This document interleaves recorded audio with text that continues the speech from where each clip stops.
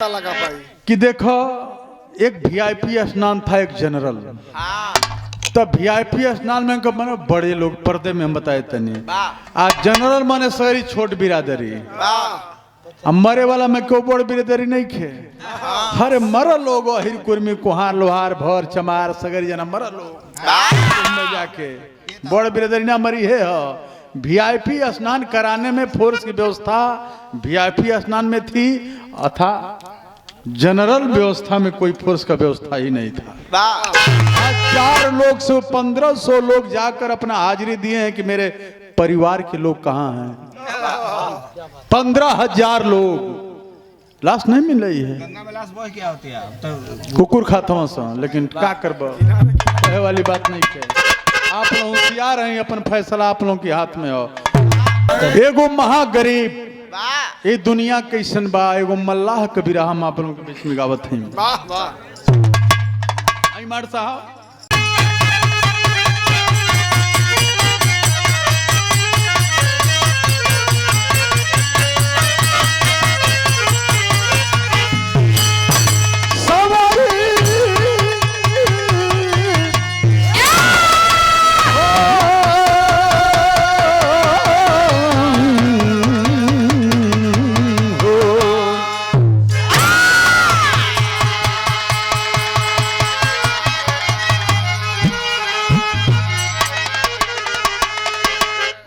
आधा घंटा समय दें।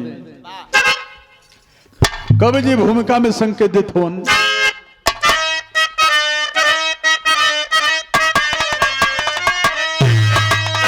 आरे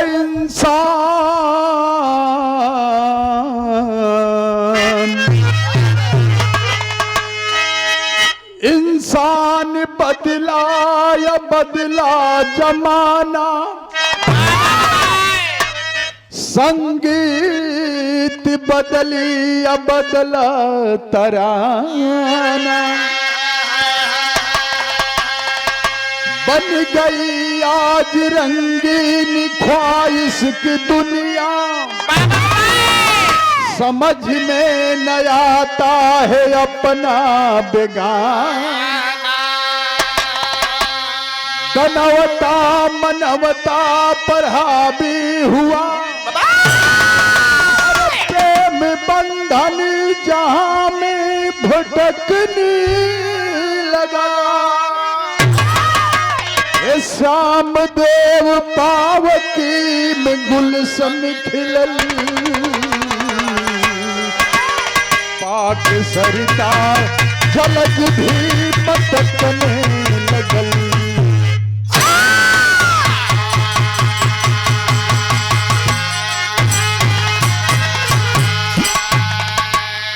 बार इंसान क्या जमाना है। बाबा कवि ने बिरहा में गजल का लाइन दिले हुन मास्टर,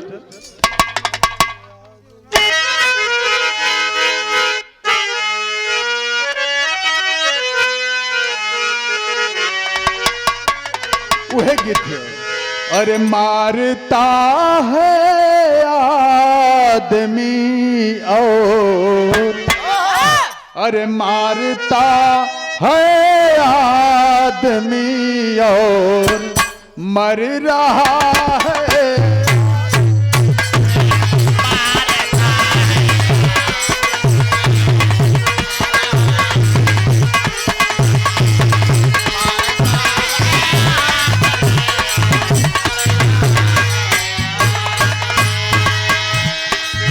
मारता है आदमी, अरे मर रहा है आदमी, बात यही है जल रहा है, बात यही है जल ही रहा है आदमी से आदमी।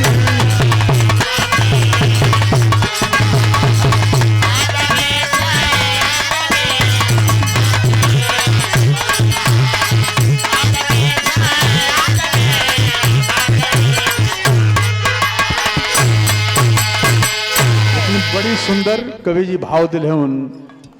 अरे बीज नफरत की जहां में, बीज नफरत की जहां में बो रहा है आदमी।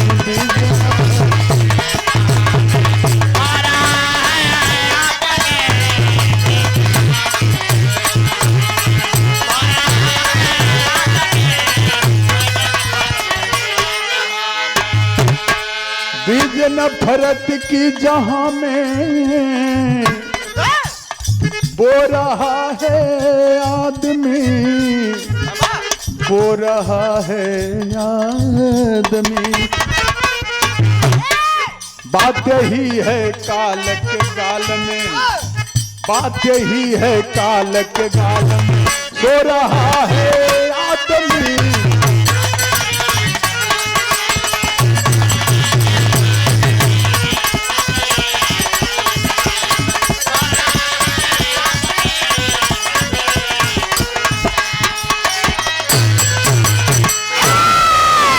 बारह इंसान कभी सिंगल शेर में लाइन दिले हैं उनके से मास्टर।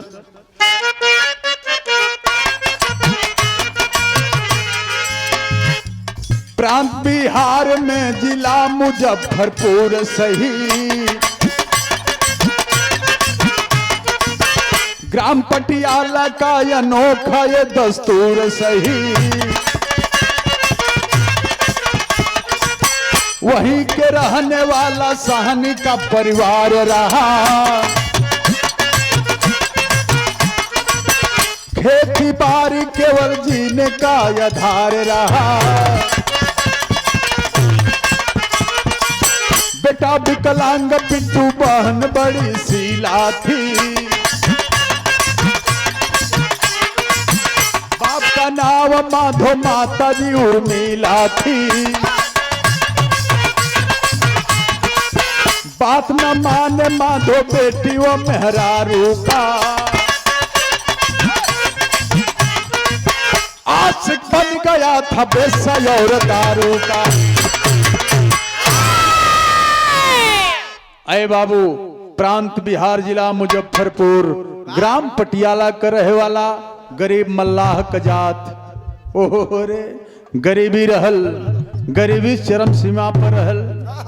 माधव का एगो लड़का एगो लड़की, माधव का लड़का एक ही बा, दोनों पैर से विकलांग बा। लड़की बौढ़ बा, सयान बाटे, पैर से सही बा।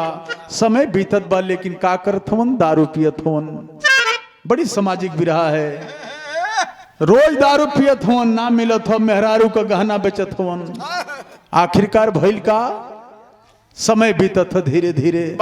मेहरारू कहत बा आखिरकार रही तेरे पियब, बेटा पैर से विकलांग हो, लड़की का शादी जोग होती है, कपारे पर भार बढ़त जात बा, कैसे धर्म चली। भाव है कैसन,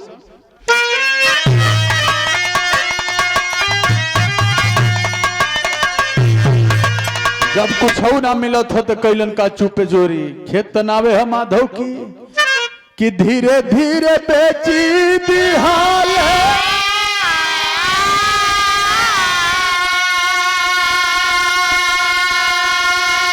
अरे सगरो जमीनिया हो,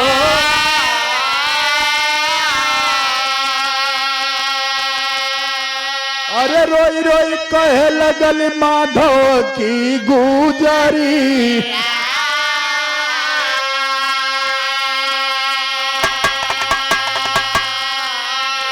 कि 2 बीघा खेती बाटे, एक सजनी बेचा सैया, रोवे माई बेटी कैसे मिटी है जीवनी।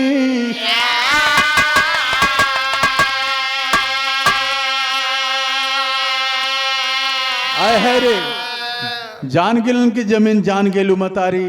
माधव को औरत जान गई, पिंटू को महतारी जान गई कि जमीन बेच के दारू पियत होन। पैर पकड़ के रोवत बा, कहते कि मत बेचाय, अब जौन बेचल तौन बेचल। आए है रे, लेकिन माधव अपने परिवार को कैसे बरगला रहा है। गीत लगल मास्टर।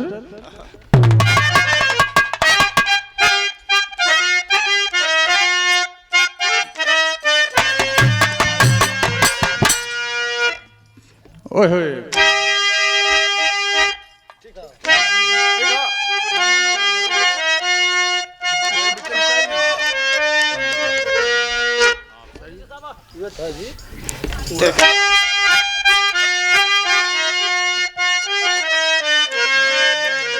एक दिन बोलल माधव नारी से बचनिया हो,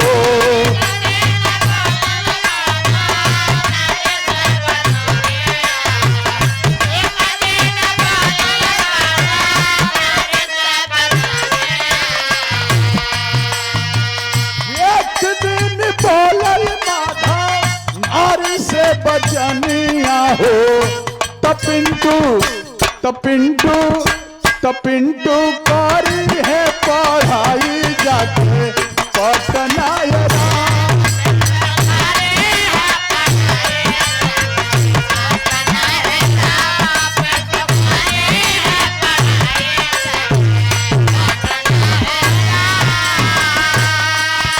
मेरे न परेशान होता का चिंता किले हो पिंटू दोनों पैर से विकलांग बाना ना इनके पढ़ा देव ले आके हम पटना में सरकारी कोटा विकलांगन कयावेला बड़ी नौकरी विकलांग बाड़न कहीं ना कहीं एडजस्ट हो जाइए नौकरी पा जिया बड़ी खुश भइल मेहरारू आखिरकार चुपे चोरी उहो 2 बीघावा खेतवा आ घरवा रजिस्ट्री क के चुपे चाप लेके अपनी लड़का के जब मुजफ्फरपुर स्टेशन पर गई है बाबू ट्रेन का इंतजार करत है परिवार के जानकारी नहीं थे कि खेतवा सगरी बिका गई आखिरकार बड़ी मेहरारू खुशबा की अब तो आपके भगवान सद्बुद्धि दिहलन ले जाई पढ़ाई लड़का नौकरी पा जाई तो बड़ा धूमधाम से बिटिया का शादी हो जाई लेके यही मुजफ्फरपुर स्टेशन पर गई हन अपनी बेटवा के कहना बेटा बैठा तो के हम सेव संतरा लेके आवत है आखिरकार लड़का जो रहा है तब तक गीत लगल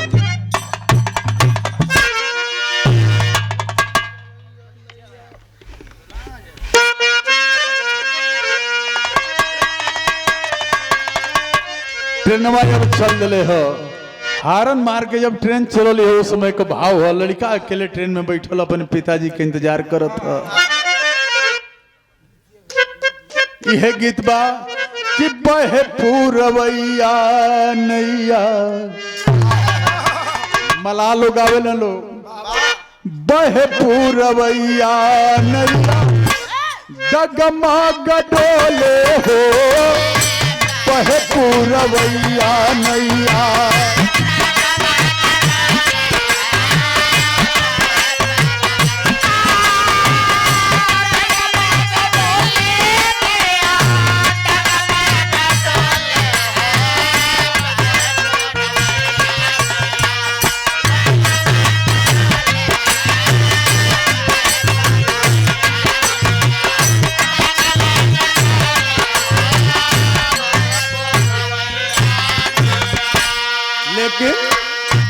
जब ट्रेन चलल हो उस समय का भाव हो रोवे ललनवा तू तो रोवे ललनवा पापा के चिल्लाई हो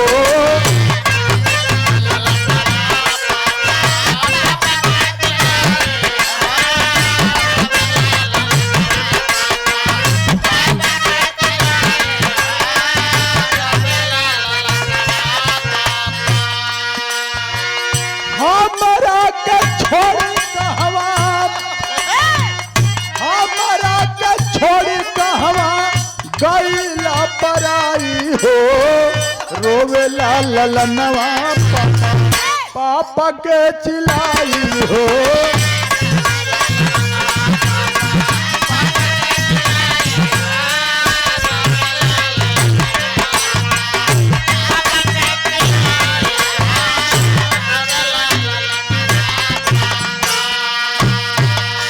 जब सीटी मरले है गड़िया वही समय लड़कवा रोवे लगल कि पापा हमर कहाँ गईलन अपन औलाद अनहरो बा बाप के तनो बाउर बा तो बाप बेटा का रिश्ता है दुनिया में बहुत बड़ी होती है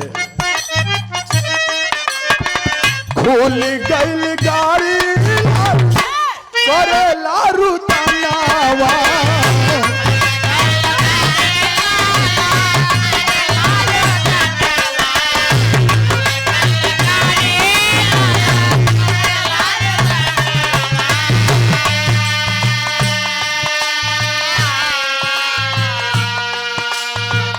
देख के हालात पर से सब कर नया नया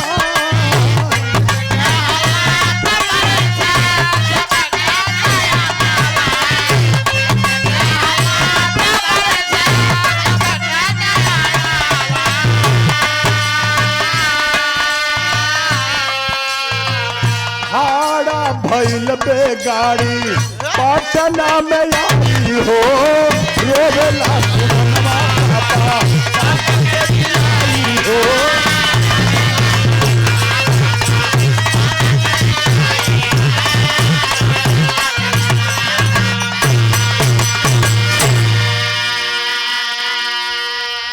आखिरकार लड़का जब रोए लागल और ट्रेन में उस ट्रेन में समझदार लोग बैठल हवन बात के समझ गिलन कि लड़का के साथ कोनो धोखा भइल बा। आखिरकार पढ़े लिखे लोग थे। पटना स्टेशन पर जब वहीं गाड़ी रुकल लंगड़ लड़का के जीआरपीएफ के हवाले कर दिहलन लोग। जब वो लड़का जीआरपीएफ के हवाले हो गई तो एगो बुढ़िया माई स्टेशन पर देखत हो तरह तरह का भीख मांगे वाला लोग रहेला ओकर भगवान कोने औलाद ना दिले रहलन। आखिरकार वो बुढ़िया माई को जीआरपीएफ वाला सौंप दिहलन। बुढ़िया माई बड़ी खुश भइल कि चला भगवान स्वरूप हमारे को बेटा ता गई धर्म का चला हमें के खाना बना के खियाई भी कमा के हमके खियाई ट्रेन में भिक्षा मांगी हमें के बनाई खियाई यहाँ का बात यहाँ छोड़ दें। आखिरकार भइल का गीत लगल मास्टर।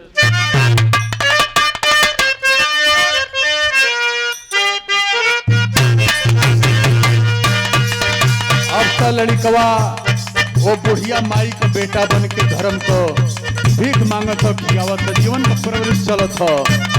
बाप कहीं फरार हो गई हो। आखिरी बात इधर भइल का कहानी मोड़ ले हो। ई बात से ही या छोड़ दे लेकिन नई घटना का भइल गीत लगल। तू भी मरबो ये रजऊ तू भी मरबो ये रजऊ यही बजो पुरु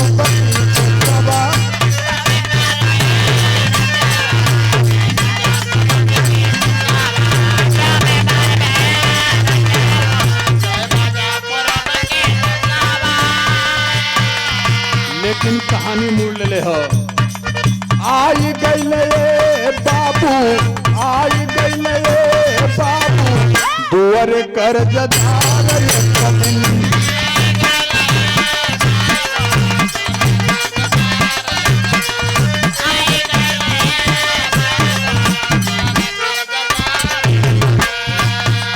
उर्मिला का माथा चकार आई गईले बाबू उर्मिला का माथा चकार आई गईले बाबू दुआर कर आई गईले।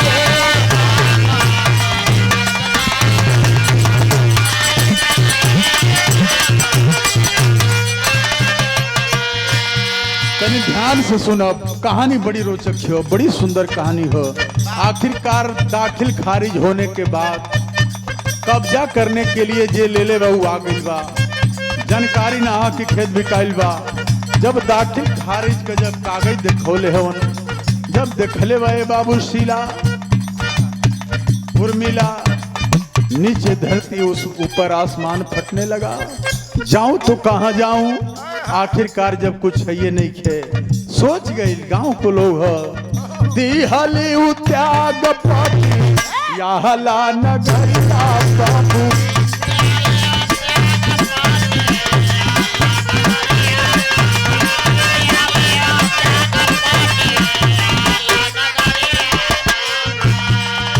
आके पल फारम पर आइली हली गरिया बाबू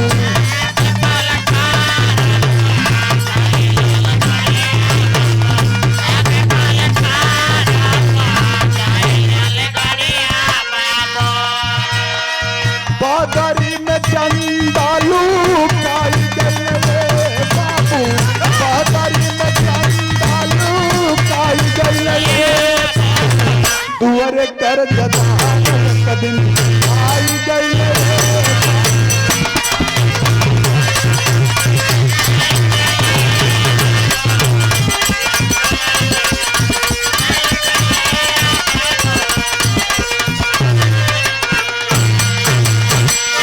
आखिरकार जब देखले बा कि हमार जमीनी घरवा दोरवा जब सगरी रजिस्ट्री हो गई तो हम रही के का करब अपनी लड़का के ढूंढे बदे देख माई तो माई होले कि चला बेटवा के लेके गइल बड़न पटना, कहीं गली चौराहा पर घूमब कहीं तो हमारे बेटवा लोग जाइए। जब चलल बा ए बाबू पटना स्टेशन पर, जब उतर के जब चलल बा किनारे, अंधेरा हल्का हल्का होत बा, उस समय गीत लगल भइल का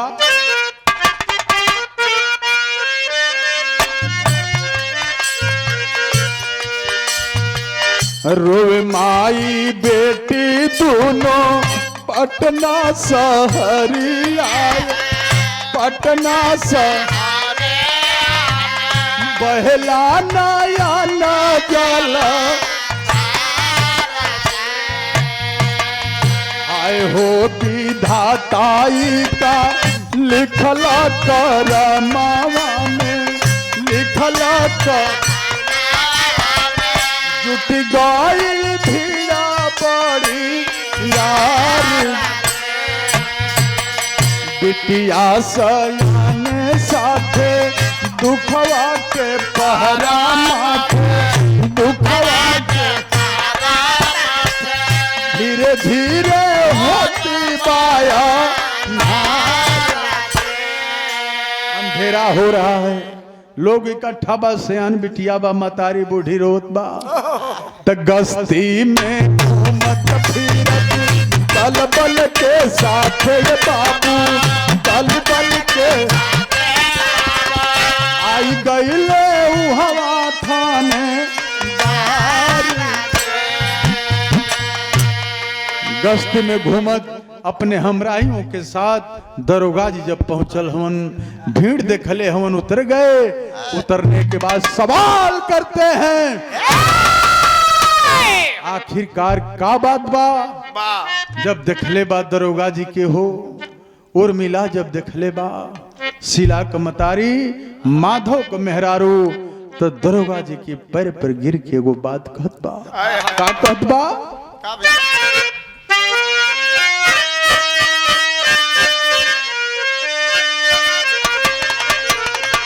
अरे देखली दरोगा के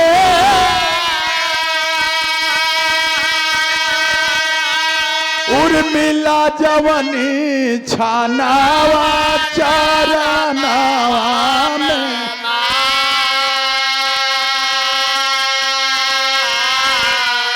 तोरे गिर के रुदनावा चारनावा में, सैया शराबी पे चले सागरो जमिलिया,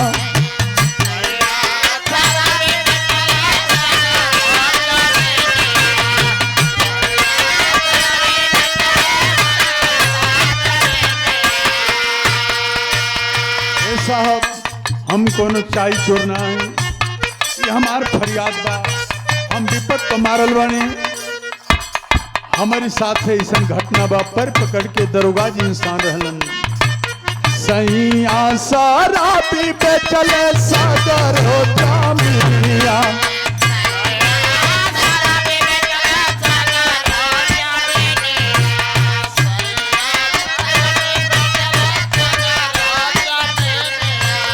बिनावा पहाड़ काटे धावे ले लाइलिया,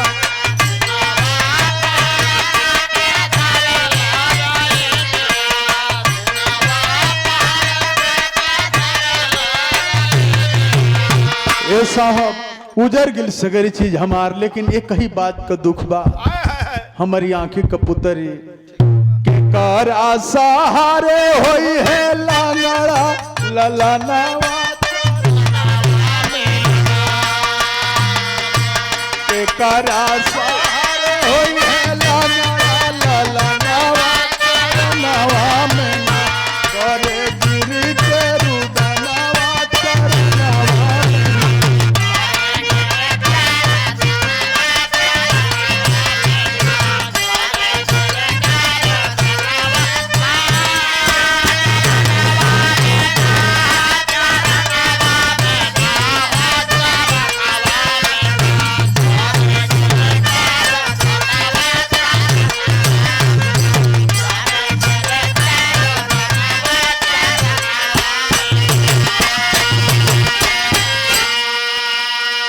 बिरहा जी वो माई बेटी के लेके अपनी गाड़ी में बैठा के थाने में लेके गईलन, भोजन करौलन।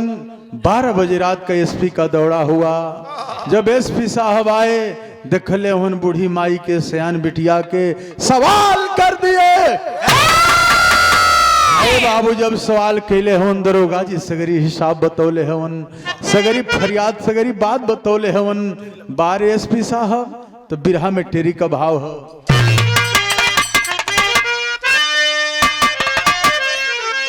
अरे दनवता में हेराइल हीरवा, अरे दनवता में हेराइल हीरवा, माली भइल बेगाना यानी करी मुरझाई रे घर मुरझाई रे घर मुरझाई। आखिरकार एसपी साहब समझ गए बात के। एसपी साहब अपनी अब लेके रूम पर चल गए, प्राइवेट रूम पर जहां रहत रहलन। कहलन कि चलो हमारे रूम पर। ए बाबू कोई अगर जो सरकारी कोटा से यानी हर अधिकारी की कोटा में भर्ती आवेले चाहे तो एक आध दो लोगन के भर्ती करा दे। चलो तुम पढ़ो जितना तक पढ़ोगी मैं पढ़ाऊंगा। आखिरकार बुढ़िया मतारी सिला का माई चौका बर्तन करके एसपी साहब के भोजन करावे। समय बीतत बा लेकिन भइल का अरे चौका बर्तन करती उर्मिला,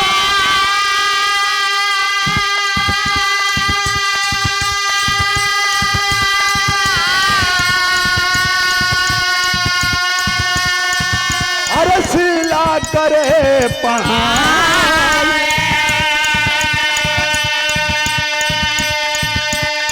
वांट निकला महिला पुलिस के फारम गईल भराए।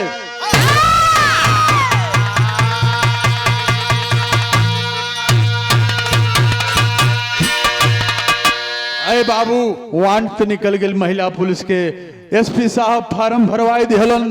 जब फार्म भरवाई दिहलन अधिकारी एसपी कोटा से बाबू वो लड़की भर्ती हो गई पुलिस में भर्ती हो गई। ट्रेनिंग कैली हलस, ट्रेनिंग कई के थाने पर ओकर पोस्टिंग हो गई। आज जब पोस्टिंग हो गई इधर कहानी यही जा छोड़ दी। अब देखी माधो जवन अपनी लड़का के छोड़ के भागल है यासी करे बदे। पैसा खत्म हो गई, वही वेश्यालय में गया। पैसा नहीं है तो वही रंडी लात मारी है, भाग जाओ। पैसा प्यारा है चाम प्यारा नहीं है, भग कर आ गया है बाबू। हाथ गोड़ फूट गई, सीढ़ी पर से गिरत आइल बा। वो करी बात गीत लगल भइल का करे का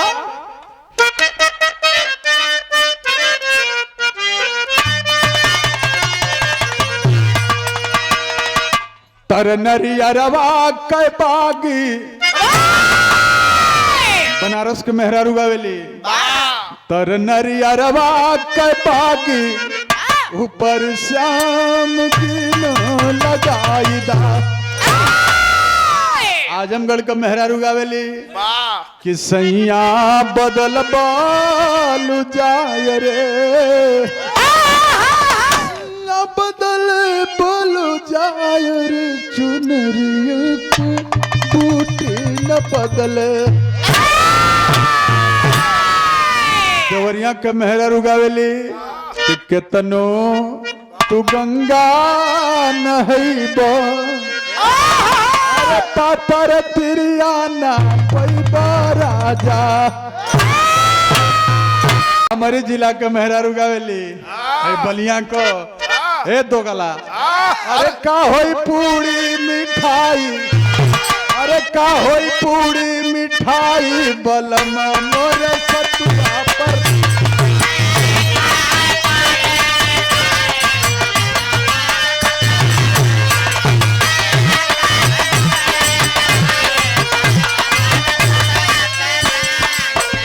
भाव पर आई माधो करे का। अरे माधो करेला पकिट मारी, चेहरवा बनल भिखारी।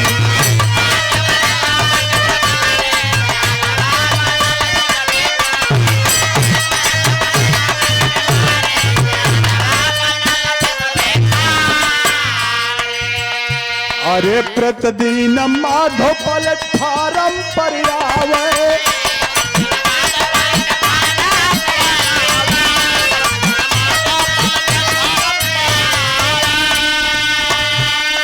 पिंटू बेचारा के पैसा चोरावे,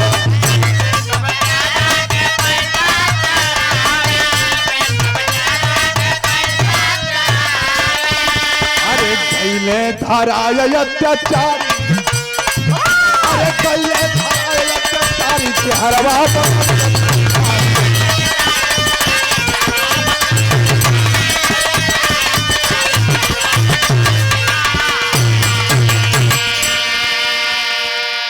आखिरकार वो बुढ़िया माई जौन लड़कवा के पालत रहल वो रेलवे ट्रेन में चढ़ के भीख मांगे, खोरा जब भर जातो बुढ़िया माई के लिए आके दे दे।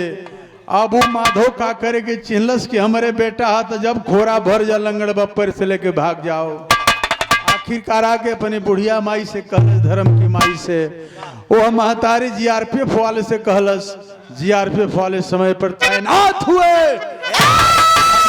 तैनात हुए तो पकड़ा गया माधो। आज माधो पकड़ाइल हो बाबू, वो समय का भाव आल्हा में हो।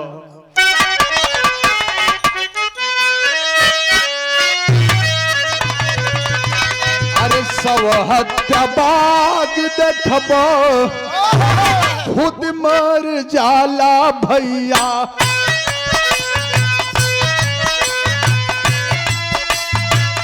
गाइले धराय एक दिन माधव बात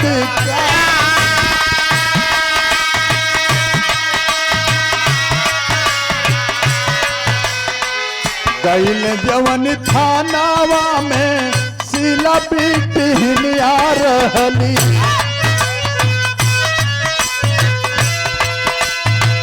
माधव पर गिरे लागल लाठी धुआं,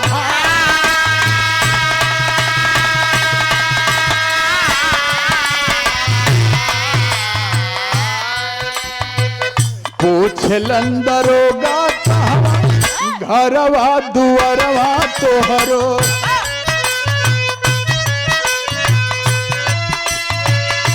माधव बतावे लगलन पुराई जा,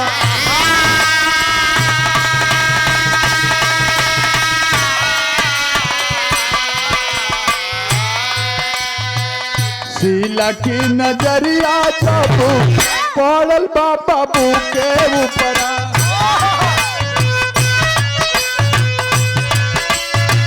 झार झार बहेला नयन जल,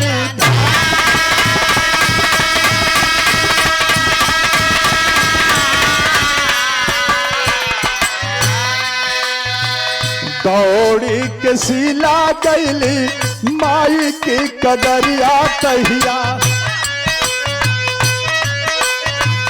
चल माई आई बाण बाबूजी हम,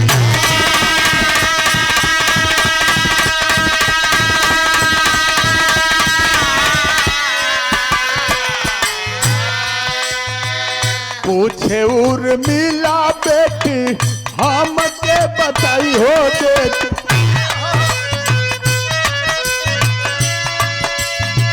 काहे पिटाई गईले बाबूजी को,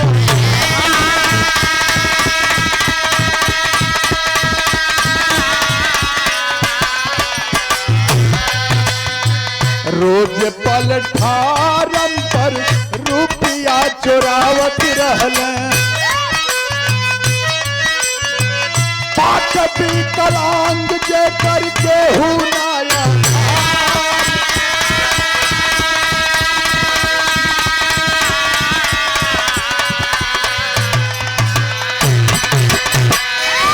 अरे बाबू जब दरोगा जी मारे लगलन माधव के, शीला डिप्टी में रहल, देखलस ना रुक गई।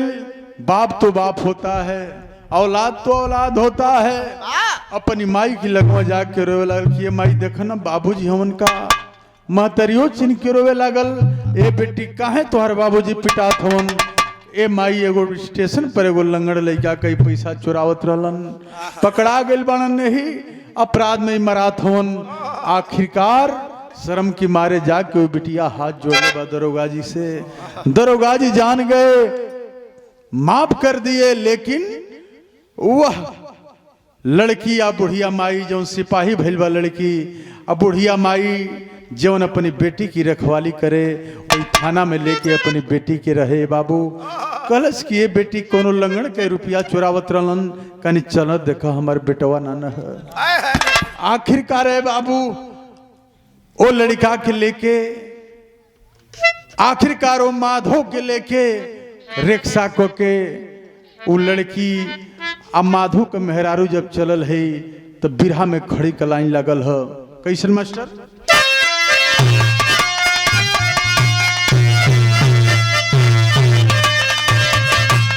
जब लेके बाबू पहुंचल स्टेशन पर, जब बुढ़िया माई देखलस अपनी औलाद के तो चिन गई हो, गोदिया में लेके रोवे लागल। कलश किए बेटा इतना दर दर के ठोकर कैला, अब तू चला हमारी साथ है, हमके तू मिल गई क्यों नहीं? हम जन्म के आज हम पुण्य कैले रहने की पाप कैले रहने की हमारी दुर्दशा भइल। आखिरकार यही लेके चलत हो लंगड़ा बेटवा के, तर लइकवा रो के एगो बात कहलस। का कहलस?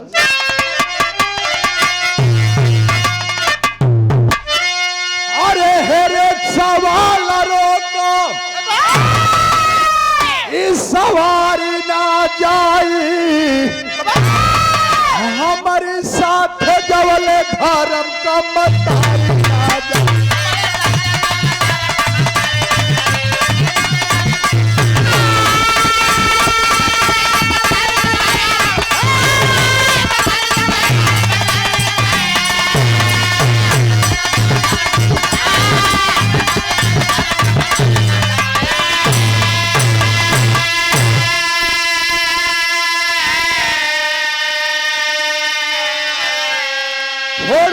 बाबू अली पटना सहरिया, भिखिया के मांग के घियवली मतरिया। अरे अनाथ पिंटू तोहरी दुआरी ना जाई, हमारे साथ जवल धर्म का मतारी।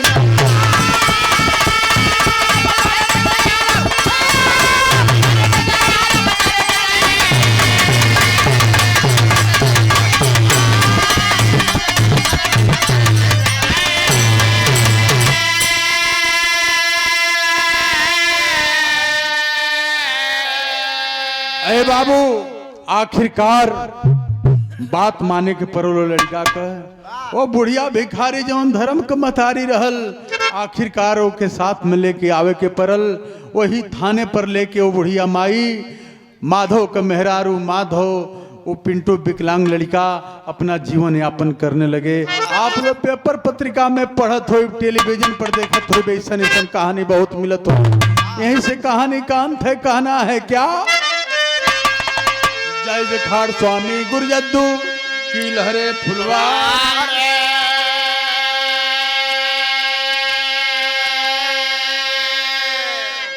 श्री रामश्रय अच्छे लाल संग खिला की तई,